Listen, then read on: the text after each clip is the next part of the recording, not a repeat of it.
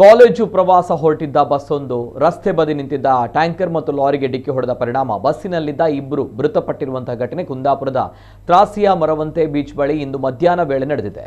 ಬಸ್ಸಿನಲ್ಲಿ 24 ವಿದ್ಯಾರ್ಥಿಗಳು ಮತ್ತು 23 ವಿದ್ಯಾರ್ಥಿನಿಯರು ಸೇರಿ ಒಟ್ಟು 50 ಮಂದಿ ಇದ್ದರು. ಶಿವಮೊಗ್ಗ ಜಿಲ್ಲೆಯ ಶಂಕರಘಟ್ಟ ರಂಭಾಪುರಿ ಕಾಲೇಜಿನ ಅಂತಿಮ ಹಂತದ ಬಿಕಾಂ ವಿದ್ಯಾರ್ಥಿಗಳು 2 ದಿನಗಳ ಹಿಂದೆ ಪ್ರವಾಸಕ್ಕೆ ಹೊರಟಿದ್ದು ಅವರೆಲ್ಲ ಮುರುಡೇಶ್ವರಕ್ಕೆ ತೆರಳಿ ಅಲ್ಲಿಂದ ಇಂದು ಬೆಳಗ್ಗೆ ಉಡುಪಿ ಕಡೆ ಬಸ್ಸಿನಲ್ಲಿ ಬರ್ತಾ ಇದ್ರು. ಈ ವೇಳೆ ಚಾಲಕ ನಿಯಂತ್ರಣ ತಪ್ಪಿದ ಬಸ್ಸು ರಸ್ತೆ ಬದಿ ನಿಲ್ಲಿಸಿದ್ದ ಗ್ಯಾಸ್ ಟ್ಯಾಂಕರ್ಗೆ ಡಿಕ್ಕಿ ಹೊಡೆಯಿತು. ಬಳಿಕ ಅಲ್ಲೇ ಮುಂದೆ ನಿಲ್ಲಿಸಿದ್ದ ಗೂಡ್ಸ್ ಲಾರಿಗೂ ಕೂಡ ಬಸ್ ಡಿಕ್ಕಿ ಹೊಡೆಯಿತು ಎನ್ನಲಾಗಿದೆ. ಇದರಿಂದ ಬಸ್ಸಿನ ಮುಂಭಾಗ ನಜ್ಜುಗುಜ್ಜಾಗಿದ್ದು ಬಸ್ಸಿನಲ್ಲಿದ್ದ ಕ್ಲೀನರ್ ಮತ್ತು ಅಡುಗೆ ಸಹಾಯಕರೊಬ್ಬರು ಮೃತಪಟ್ಟರೆಂದು ತಿಳಿದು ಬಂದಿದೆ.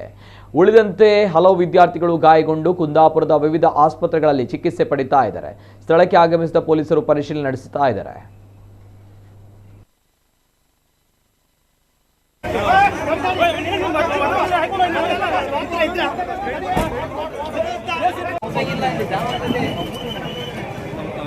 ಇಲ್ಲ